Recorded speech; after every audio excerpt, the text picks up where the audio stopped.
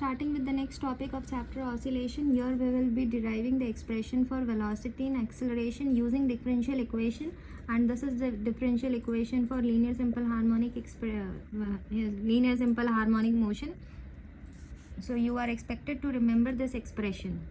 Okay, so let's start, and I'll show this topic in your textbook where they have already mentioned about the expressions that this expressions are obtained by solving. See, expressions of acceleration, velocity and displacement.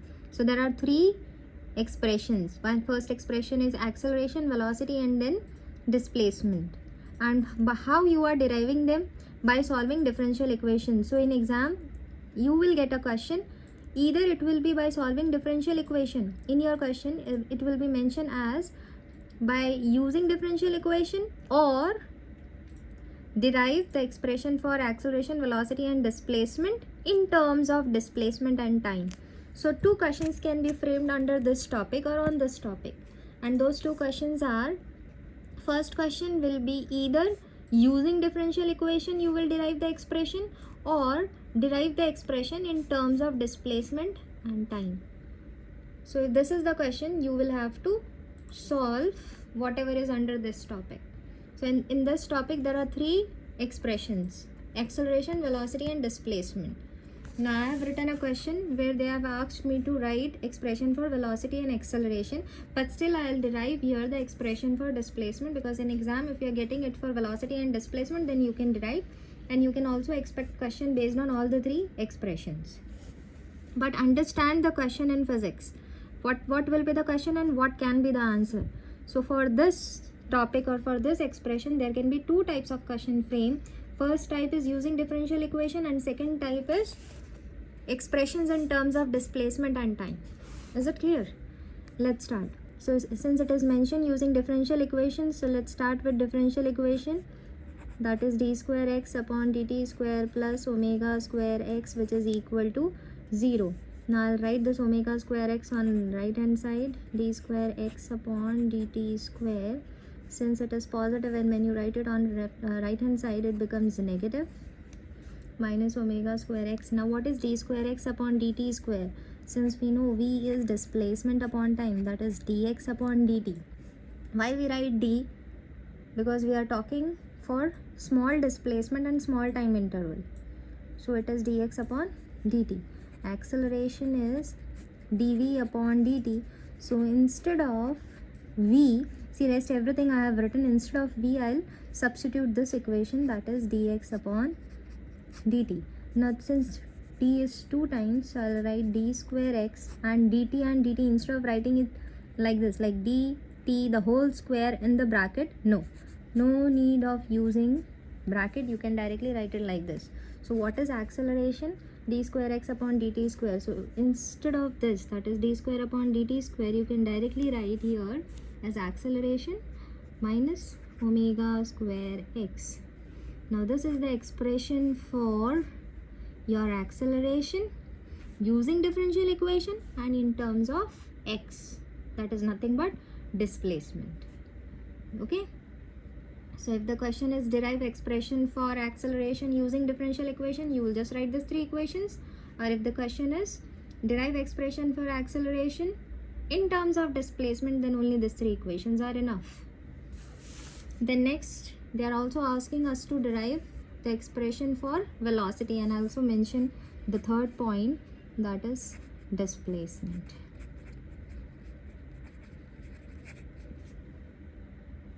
Okay, let's start with velocity part. Again we'll start with our differential equation, which you are expected to remember, d square x upon dt square plus omega square x. So I'm taking my omega square x on right hand side, so it will be minus.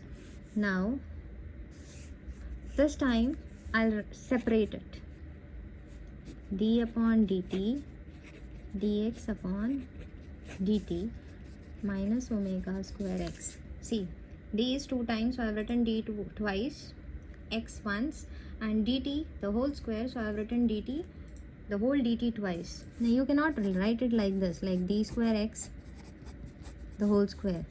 Differentiation, in differentiation we don't write like this. Without this bracket, you can just write dt square. What is dx upon dt?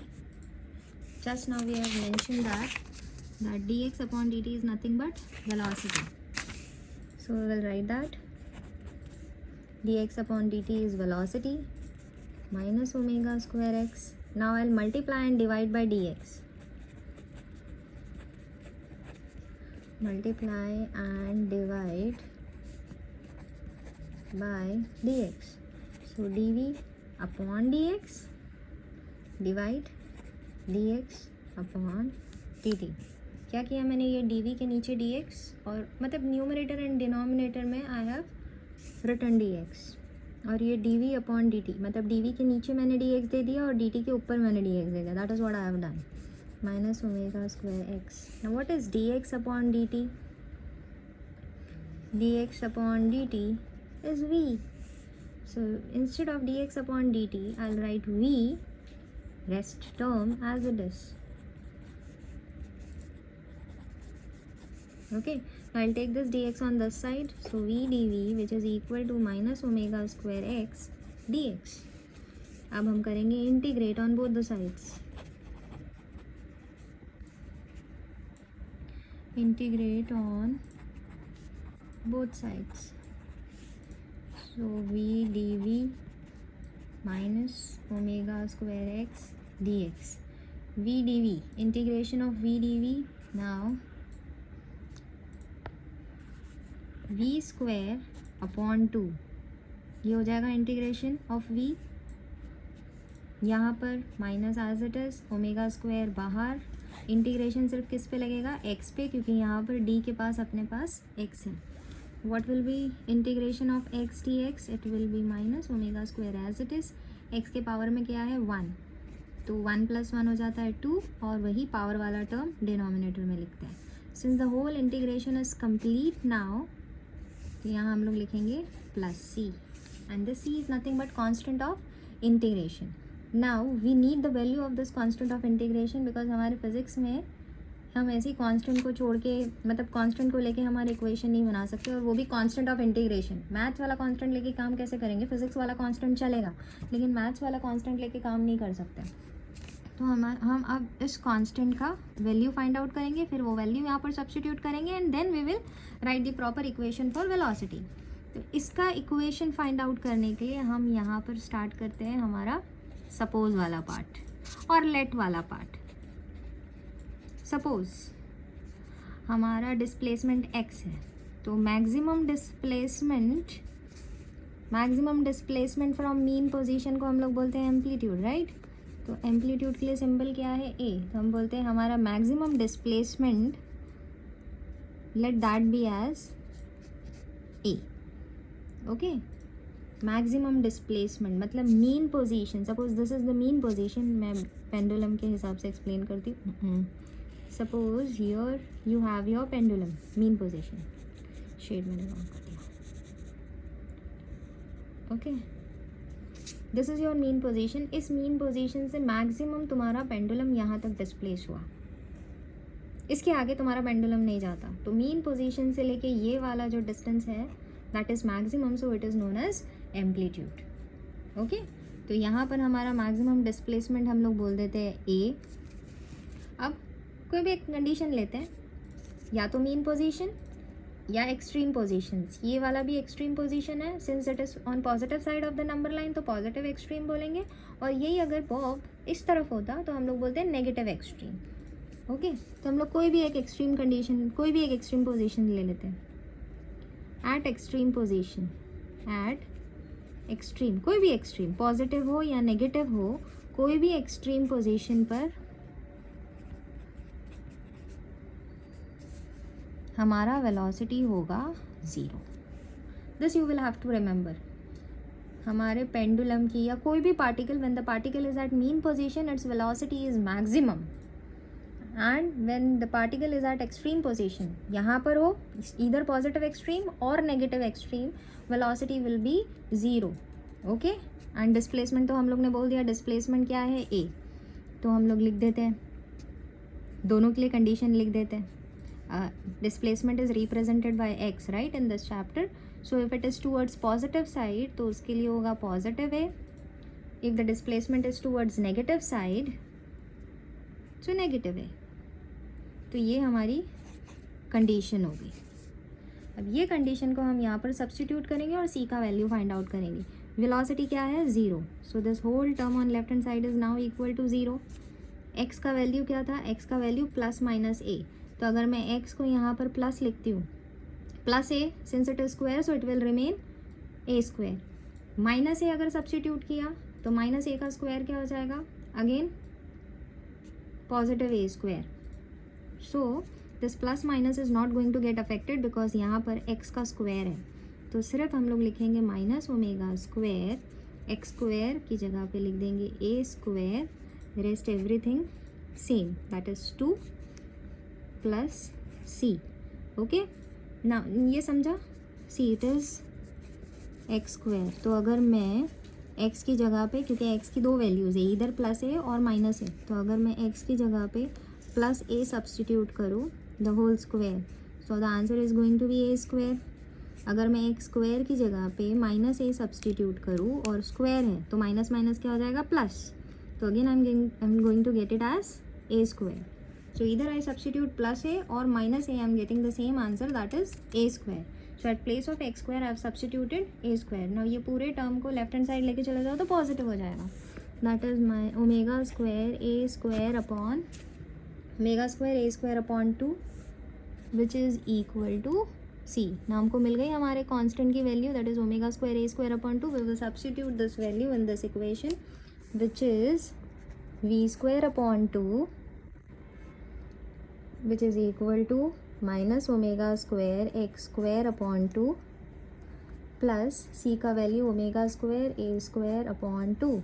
Now इधर भी 2 है common, I will right it like this, omega square x square plus omega square a square 2, और यहाँ पर we square upon 2, ये 2 और ये 2 cancel.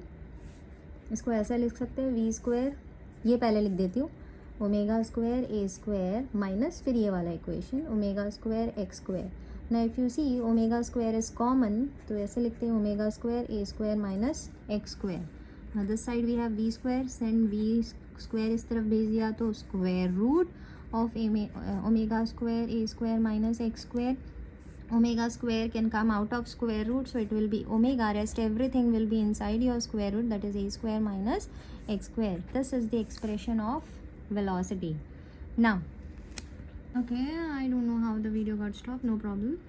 So last जब स्क्वायर हम राइट हैंड साइड भेजते तो स्क्वायर रूट आता है, और सिर्फ इसी चैप्टर में ये मैथ्स वाली चीज़ हम फॉलो करेंगे कि जब स्क्वायर यहाँ पर सेंड करेंगे तो स्क्वायर रूट आएगा, तो स्क्वायर रूट से पहले हमको प्लस माइनस का साइन डालना है, that's it. Okay, remember this. So even here I will write plus minus, since omega square and square root gets cancel, तो ओमेगा बाहर आ गया, अंदर बच गया a square minus x square. तो ये मिल गया हमको expression for velocity in terms of displacement, and second thing using differential equation। ये देखो हमने डिफरेंशियल इक्वेशन से स्टार्ट किया था, यहाँ पर we completed for acceleration, again started from differential equation, even in this we started with differential equation, फिर इस टर्म को ब्रेक किया, टर्म को ब्रेक करने के बाद dx upon dt is velocity, then multiply and divide by dx, फिर वापस से dx upon dt आने के बाद वेलोसिटी ले दी, वेलोसिटी सब्स्टिट्यूट किया, ये dx को यहाँ भेजा, इंटीग्रेट किया, इंटीग्रेशन वॉज वेरी सिंपल, यहाँ पर पावर में 1 है तो 1 + 1 दैट इज़ 2, और वही डिनोमिनेटर में लिख दिया। Same we did on this side, and then जब पूरे स्टेटमेंट में से या पूरी लाइन में से इंटीग्रेशन चला गया, नेक्स्ट स्टेप में हमने एक कॉन्सेप्ट ऑफ इंटीग्रेशन इंक्लूड किया जो हम इसी चैप्टर में इंक्लूड करेंगे, बाकी और किसी चैप्टर में नहीं, ठीक है। फिर इसकी वैल्यू फाइंड आउट करने के लिए हमने सबसे पहले बोला कि हमारा डिस्प्लेसमेंट है वो मैक्सिमम है और उसकी वैल्यू है ए ही क्यों लिया मैंने एक्सप्लेन किया, जब डिस्प्लेसमेंट मैक्सिमम होता है तो उसको बोलते हैं एम्पलीट्यूड, इसलिए ए लिया। फिर एक कंडीशन ली कि भाई हम एक्सट्रीम पोजीशन लेते हैं, दोनों एक्सट्रीम पोजीशंस, पॉजिटिव साइड भी और नेगेटिव साइड भी, तो displacement will be positive and negative both, और वेलोसिटी दोनों ही पोजीशंस एक्सट्रीम पोजीशंस पे 0 होती है। ये कंडीशन को हमने यहाँ पर सब्स्टिट्यूट किया, and then we got the value of c. फिर ये सी की वैल्यू हमने हमारे इक्वेशन में लिखी जहाँ पर सी था, और फिर बस बेसिक मैथ्स का यहाँ वहाँ सेंड करना इक्वेशंस को, और मतलब अरेंज किया इक्वेशन को, स्क्वायर को जब यहाँ स्क्वायर रूट के साइन में भेजा तो हमने प्लस माइनस इंक्लूड किया, सिर्फ इसी चैप्टर में ये हमको फॉलो करना है. Now we got the expression for velocity using differential equation and in terms of displacement. ठीक है, तो क्वेश्चन इसी फॉर्म में आएगा. जब क्वेश्चन ऐसा होता है तब हमको यही एक्सप्रेशन डिराइव करना है. ठीक है, next we will start for displacement. Now when you start from displacement, again what is said, using differential equation, right. तो now we will start from equation, same equation, यही इक्वेशन को लेकर हम लोग डिस्प्लेसमेंट स्टार्ट करेंगे. यहाँ पर at place of we will start with the same equation.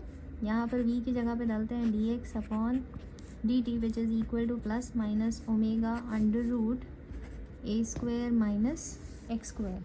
Okay, now send this in the denominator dx under root a square minus x square which is equal to plus minus omega dt यहाँ ऊपर भेज देंगे. अब देखो यहाँ पर भी dx है, मतलब d के पास x है और यहाँ पर हमारा x वाला term. Now integrate, this chapter is scoring. dx under root a square minus x square और यहाँ पर भी इंटीग्रेट, प्लस माइनस बाहर रख दो, ओमेगा dt. ना यहाँ पर फॉर्मूला आ गया. यहाँ पर फॉर्मूला ये है, if it is integration of 1 upon under root a square minus x square and dx. ये पूरा एक इक्वेशन है फॉर्मूला में. जब हम लोग मैथ्स के फॉर्मूला देखेंगे तो ये पूरा एक इक्वेशन है जिसका इंटीग्रेशन डायरेक्टली हमको दिया है और हमको ये याद करना है. That is x upon A. Okay, so if it is integration of dx upon a square minus x square, sin inverse of x upon a, this is formula which you will have to remember. So इसका integration हमको मिला, that is integration of 1 upon square root a square minus x square is x upon a. तो यहाँ पर directly हम लोग लिख सकते हैं sin inverse of x upon a. ये इंटीग्रेशन हो गया, प्लस माइनस, या ओमेगा के पास t है नहीं, ओमेगा बाहर. It is only integration of dt. यहाँ पर कोई और दूसरा टर्म नहीं है. जब ऐसा होगा जैसे integration of dt, so your integration is just t. Integration of dx, so integration will be just x. Okay, so यहाँ integration of dt you got t. So sine inverse x upon a plus minus omega t. खत्म, done. So your sine inverse को यहाँ भेज देंगे तो क्या हो जाएगा, sine. So x upon a plus minus sine omega t. So x is equal to, therefore your x which is displacement which is equal to, send this a over here, so it is plus minus a sin omega t. Now you have the expression for displacement in terms of t. Starting में मैंने बताया था ना, यहाँ पर in terms of displacement and in terms of time ये देखेंगे. तो हमारा वेलोसिटी का जो एक्सप्रेशन आया that is in terms of x. Acceleration का equation is in terms of x, but displacement का जो इक्वेशन है that is in terms of t. Remember, because displacement का इक्वेशन खुद डिस्प्लेसमेंट के टर्म्स में नहीं हो सकता. सो expression of displacement is in terms of t using differential equation. Why using differential equation? अब ये जो हम लोग ने वेलोसिटी वाला एक्सप्रेशन डिराइव किया था, ये हमने क्या यूज़ करके डिराइव किया था, differential equation. We started from here, right. So now instead of going back we just substituted v as dx upon dt, rearrange किया टर्म्स को, इंटीग्रेट किया and we could derive displacement. Now there are two conditions or two cases for displacement. Okay, now if they have arcs only then, अब मैंने एक question देखा था इसलिए I have written this question where it was just asked to derive the expression for velocity and acceleration. So you will start from your velocity, acceleration is derived, velocity is derived, leave. If it is asked to derive expression for displacement, derive and stop till here. If they are asking you to discuss about the two cases of displacement, only then you will discuss or you look at the marks of the question. ठीक है, अब ये तीन चीज़ हो गई. 3 marks के लिए तो 1 marks for velocity, 1 marks for acceleration and 1 marks for displacement. If it was only displacement for 2 marks, velocity और acceleration नहीं है, सिर्फ displacement के बारे में बोला हुआ है. So you can write this equation of velocity displacement equation derive करो and then you can write about the two cases. Usually तुमको क्वेश्चन में ही मेंशन होता है कि also discuss about the cases of displacement, only then you will discuss और else don't discuss, don't waste your time. यहाँ तक derive कर दिया इक्वेशन डिस्प्लेसमेंट का and it is done. Usually displacement का इक्वेशन पूछते नहीं है. डिस्प्लेसमेंट के इक्वेशन पे और भी फर्दर क्वेश्चंस बन सकते हैं जो आगे जाके दूसरे टॉपिक्स में हैं. मैं यहाँ पर हम लोग डिस्प्लेसमेंट के 2 केसेस देख लेते हैं. स्टिल अगर तुमको ये केसेस बहुत अच्छे से याद है एंड यू हैव टाइम तो in short you can derive. So case 1 is if your particle starts simple harmonic motion from mean position. Mean position मतलब x की वैल्यू क्या हो गई 0 and since the particle is starting simple harmonic motion so of course initial time हमारा 0 ही होगा. Case 2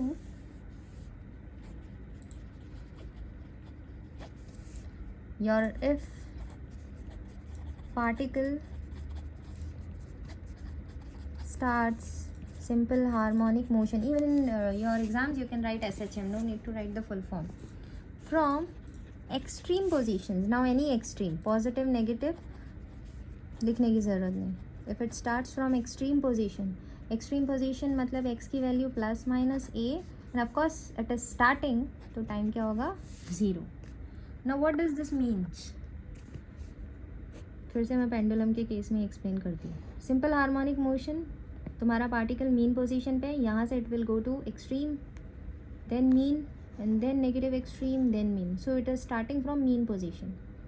okay, now in this case your pendulum is over your, that is extreme position and from here you will start the oscillation. So it will go to negative extreme and then again to positive extreme.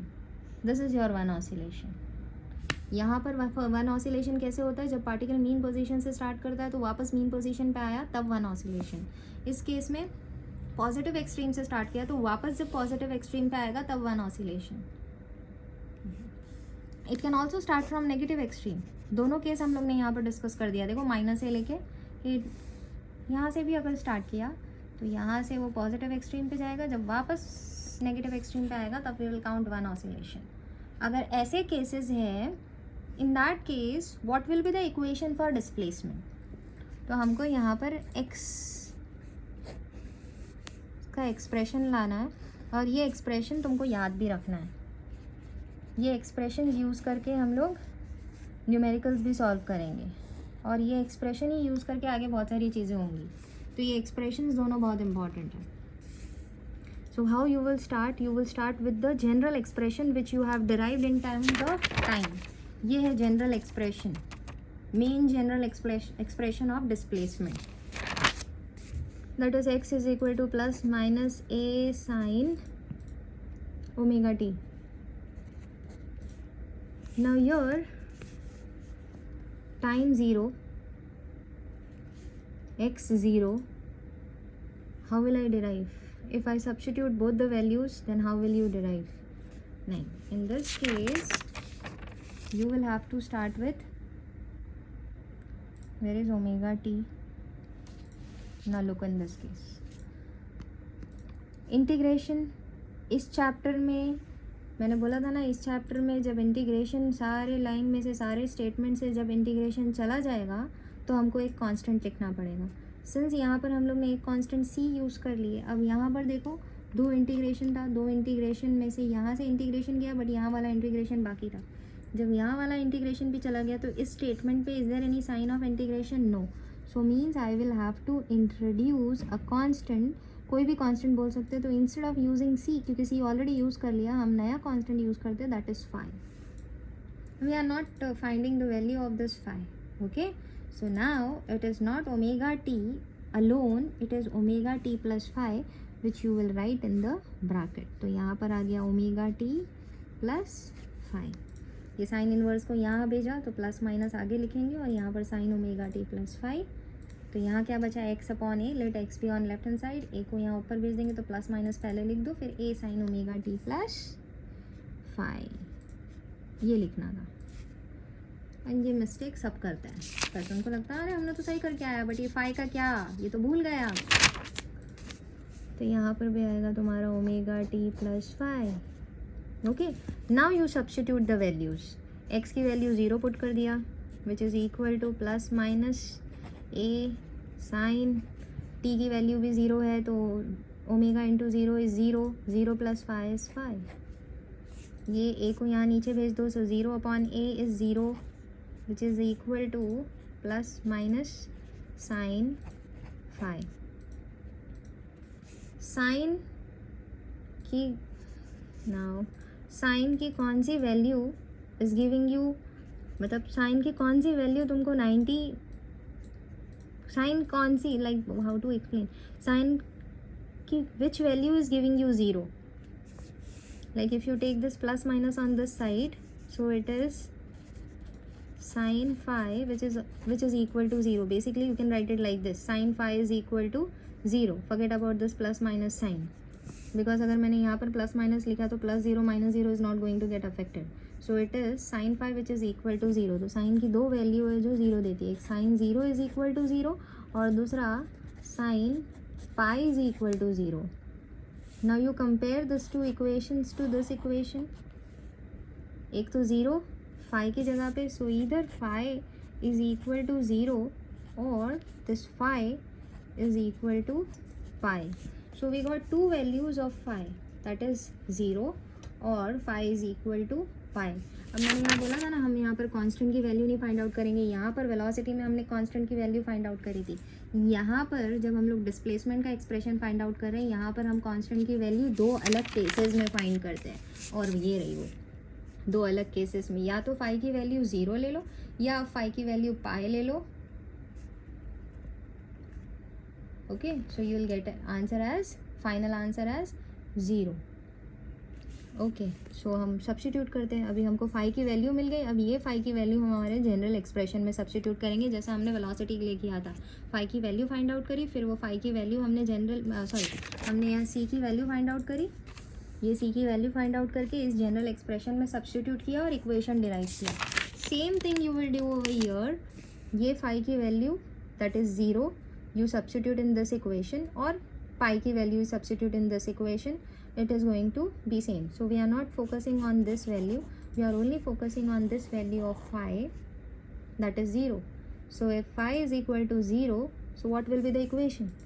Plus minus a sin omega t.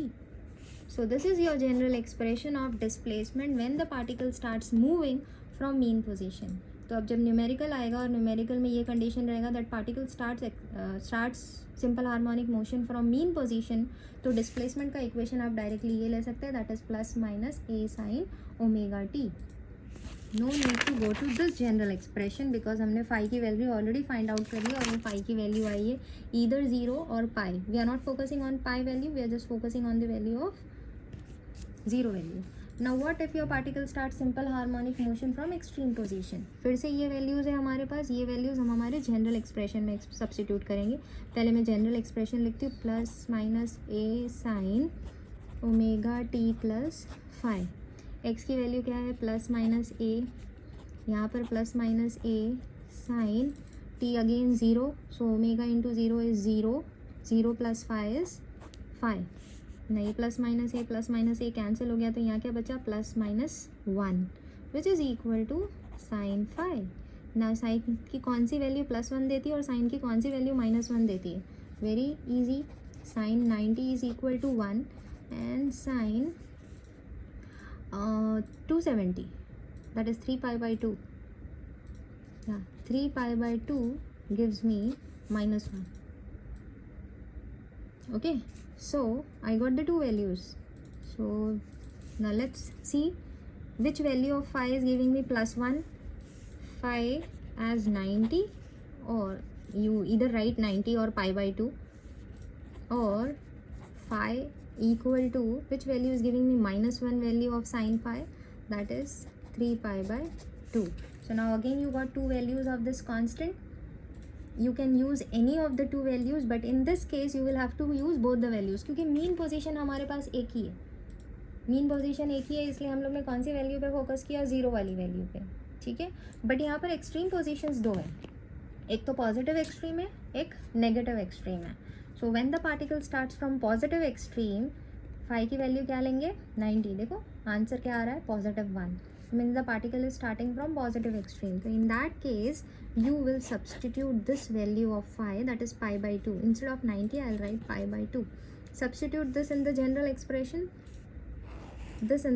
expression, so I'll write x is equal to plus minus a sin omega t plus pi/2. If it is plus pi/2 means my particle has started from positive extreme. Okay, what if my particle has started from negative extreme? So what is the value of phi, that is 3 pi/2. Substitute that, so x, which is equal to plus minus a sin omega t plus 3 pi/2. I am substituting the value of phi, this value, in my general expression, omega t plus 3 pi/2. Now again focus over here. Since I am starting from positive extreme, I am getting the answer as positive, so I'll just write plus. Since I am starting from negative extreme, I am getting the answer as -1, so I'll just write minus. So when you combine this, now look, you have one more thing to do over here. So it is plus a sin 90 plus theta. Now what is sin 90 plus theta? Sin 90 plus theta is cos theta.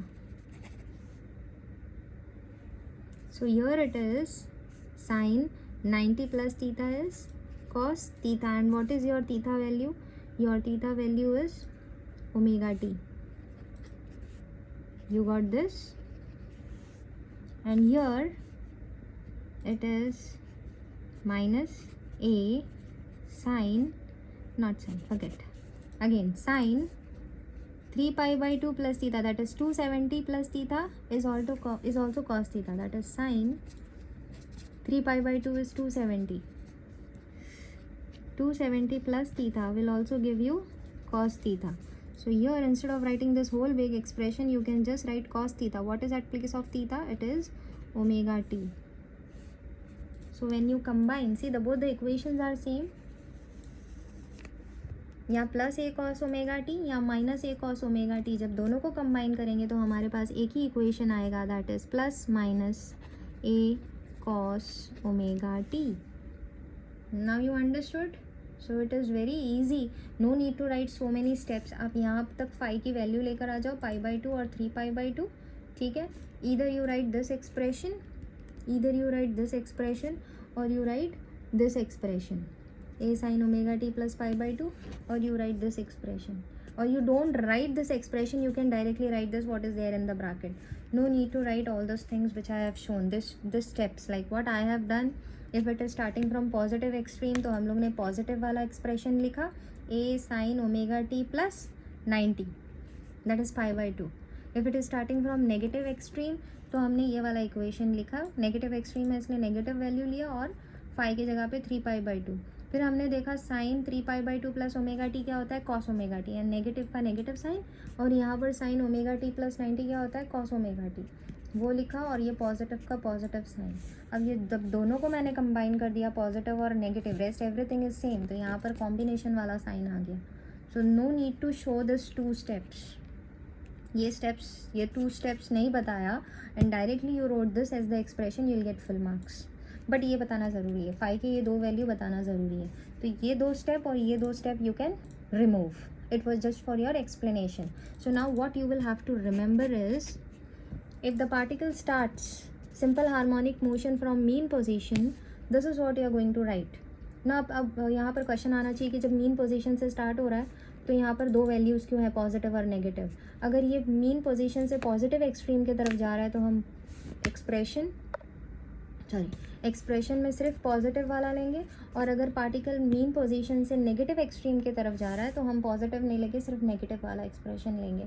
इसलिए यहाँ पर ये दोनों cases है कि particle mean position से start करके कहीं पे भी जा सकता है, या तो पॉजिटिव की तरफ जा सकता है या नेगेटिव की तरफ जा सकता है, depends on the one who is like giving simple harmonic motion to the pendulum. इसलिए ये दो इक्वेशंस हैं, प्लस माइनस दोनों दिया है। बट मीन पोजीशन से स्टार्ट हो रहा है तो साइन आना चाहिए, और अगर एक्सट्रीम पोजीशन से स्टार्ट हो रहा है, पॉजिटिव हो या नेगेटिव हो, तो कॉस आना चाहिए। Rest everything is same.